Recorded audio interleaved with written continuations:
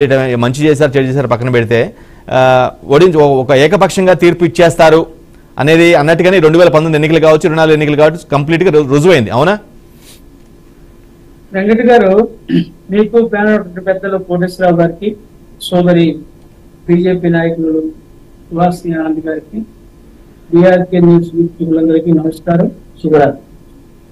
ఈరోజు ప్రధానంగా రాజకీయాలలో గెలుపోవడానికి సంబంధించి వ్యక్తిగత పూజ లేకపోతే పార్టీ సిద్ధాంతాల అటువంటి అంశం ఈరోజు దేశవ్యాప్తంగా ప్రపంచవ్యాప్తంగా బాగా చర్చ జరుగుతున్నటువంటి అంశం.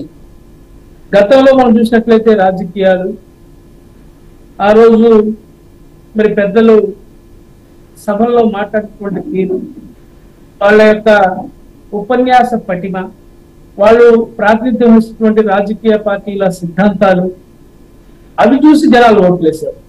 చాలా నిరాడంబరంగా మనం చూసినట్లయితే అనేక మంది నాయకులు, పుచ్చలపల్లి సుందరయ్య గారు కానీ, నేదా సంజీరెడ్డి గారు లాంటి వాళ్ళు, అలాగే అనేక మంది ఎన్జి రంగారావు గారు లాంటి వాళ్ళు కానివ్వండి, కేవలం మరి 16 అనాల తెలుగు బిడ్డలాగా పంచెగట్టుకుని కండ వేసుకొని శాసనసభకి వెళ్ళి వాళ్ళ యొక్క ప్రజా సమస్యల మీద స్పందించి వాళ్ళ పార్టీ యొక్క సిద్ధాంతాలని చెప్పినటువంటి పరిస్థితి మనం చూసాం.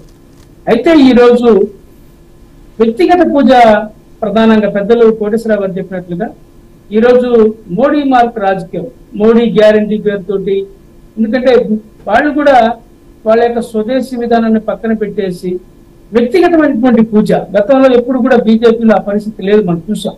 అదే ఒక సిద్ధాంతానికి కట్టుబడినటువంటి పార్టీగా, ఆర్ఎస్ఎస్ భావాజాలటువంటి పార్టీగా ఆ రోజు మనం చూసాం. కానీ ఈ రోజు భజన చేయటం ఎక్కువైపోయింది. అలాగే ఆంధ్ర రాజకీయాల్లో ఈ జగన్మోహన్ రెడ్డి మరి నా బొమ్మ పెట్టుకుని మీరు గెలుస్తున్నారనేటువంటి పరిస్థితి మనం చూసాం. ఎవరికి ఎమ్మెల్యేలకు కూడా ఇంటర్వ్యూ ఉన్నటువంటి పరిస్థితి. ఓడిపోయిన తర్వాత సమీక్షలు అనేటువంటి అంశాలు మనకి చర్చల్లోకి వచ్చాయి. సీఎం ఆఫీస్ ఉన్నటువంటి ధనంజయ రెడ్డి ఎమ్మెల్యేలని పూచిక పుల్లలాగా చూసినటువంటి పరిస్థితి మనం చూసాం. ఇలాంటి పరిస్థితుల్లో మరి ఈ వ్యక్తిగత పూజ ఎక్కువైనప్పుడు సిద్ధాంతాలు ఎక్కడ పనిచేస్తాయి? ఆర్భాటాలు మరి ముందుకెళ్తున్నటువంటి పరిస్థితుల్లో సామాన్యుడు ఎన్నికల్లో గెలిచేటువంటి పరిస్థితి ఉందా? మనం చూసాం. నిమ్మల రామానాయుడు గారు, ఆయన ఒక సైద్ధాంతికమైనటువంటి కార్యకర్తలాగా పచ్చ చొక్కా వేసుకొని సైకిల్ మీద తిరుగుతూ ప్రజలకి ఎప్పుడు నిత్యం అందుబాటులో ఈ తరం నాయకుడు ఆయన ఒక ఆయన కనిపిస్తాడు మనం వాస్తవం చూసినట్లయితే. ఎందుకంటే పార్టీలు ఏదైనా మనం వాస్తవాలు మాట్లాడుకోవాలి. అయితే ఈ రోజు మన పరిస్థితి చూసినట్లయితే డబ్బులకు ప్రాధాన్యత ఇస్తా ఉన్నారు. వ్యక్తి పూజ చాలా స్పష్టంగా ఈ రోజు గోచరిస్తా ఉంది. వ్యక్తికి పూజ చేస్తున్న పరిస్థితి ఉన్నంత కాలం రాజకీయాలు ఎలాగే కొనసాగుతాయి. అయితే ఈ రాజకీయాలు మనం ఒకసారి పరిశీలిస్తే 2014 నుంచి 19 దాకా మరి చంద్రబాబు పరిపాలన చూసాం. 19 నుంచి 24 దాకా జగన్మోహన్ రెడ్డి పరిపాలన చూసాం. ఓడలు బండ్లు అవుతాయి, బండ్లు ఓడలు అవుతాయి అన్నట్టుగా వారు వన్ సైడ్ అన్నట్టుగానే ఆ రోజు మరి చంద్రబాబుకి పట్టం కట్టారు. ఎందుకు కట్టారు? ఆ రోజు ఈయన పరిపాలనాధ్యక్షుడు, అనుభవం ఉన్నటువంటి ముఖ్యమంత్రి, 3 సార్లు ముఖ్యమంత్రిగా చేశాడు.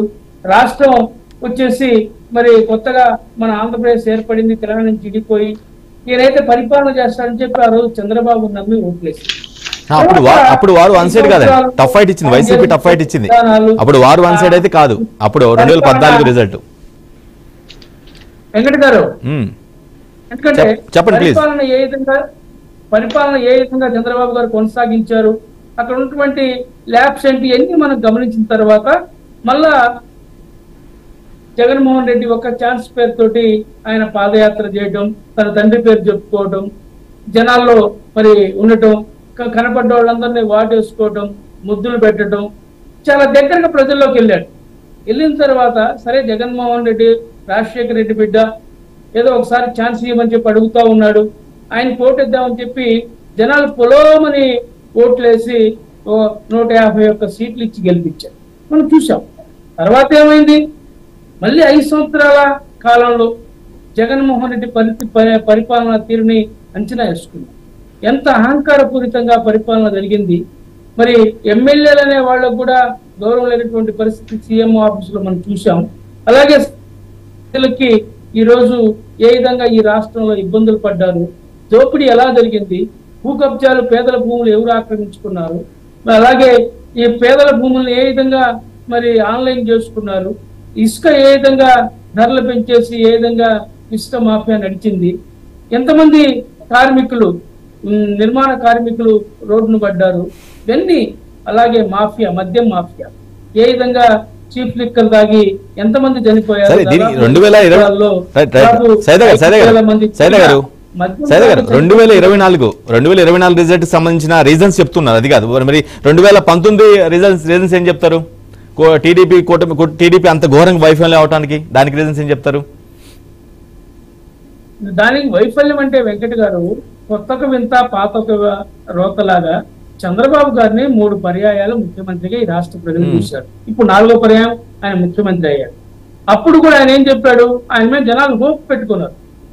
ఏంది, కొత్త రాష్ట్రం ఏర్పడింది, ఈయన ఈ రాష్ట్రానికి కావాల్సినటువంటి అన్ని అంశాలు, మౌలిక సదుపాయాలు కల్పిస్తారు, పరిపాలన బాగా నడిచిద్దని ఆలోచించారు. కానీ ఆయన అమరావతి చుట్టే పరిభ్రమించి అమరావతిని ఏదో జాతీయ స్థాయిలో ఉన్నతంగా తీర్చిదిద్ది ఆయన గొప్పలు పోవాలనేటువంటి ఆలోచనతోటి అమరావతిని మరి ఆయన అదే నిజమైతే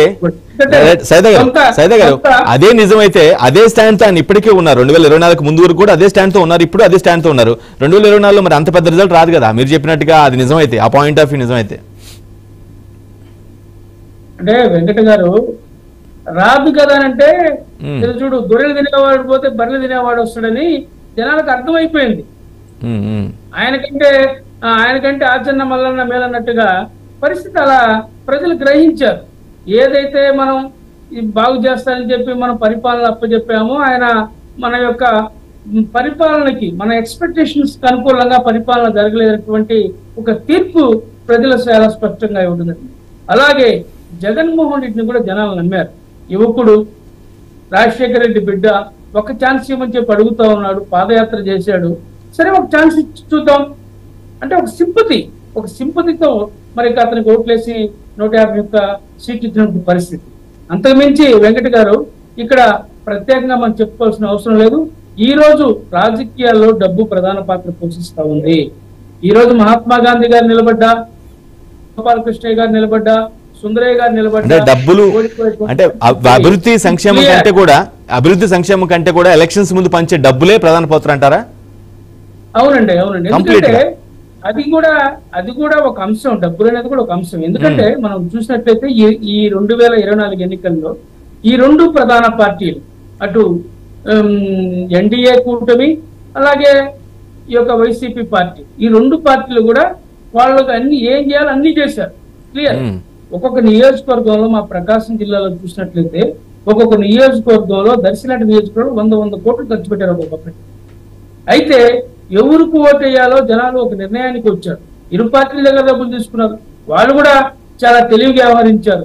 ఎందుకంటే చూసి ఇరు పార్టీల దగ్గర ఎవరు డబ్బులు ఇచ్చినా వాళ్ళ దగ్గర డబ్బులు తీసుకొని వాళ్ళు ఎవరికైతే ఓటు వేయాలనుకున్నారో వాళ్ళు ఆ పార్టీకి స్పష్టంగా ఓటేసి అభ్యర్థుల్ని గెలిపించారు. డబ్బు ఒక భాగం. ఎందుకంటే ఈ హంగు ఆర్భాటం ఈ రాజకీయాల్లో లేకపోతే జనాలు వాళ్ళకి ఆదరించే పరిస్థితి లేదు.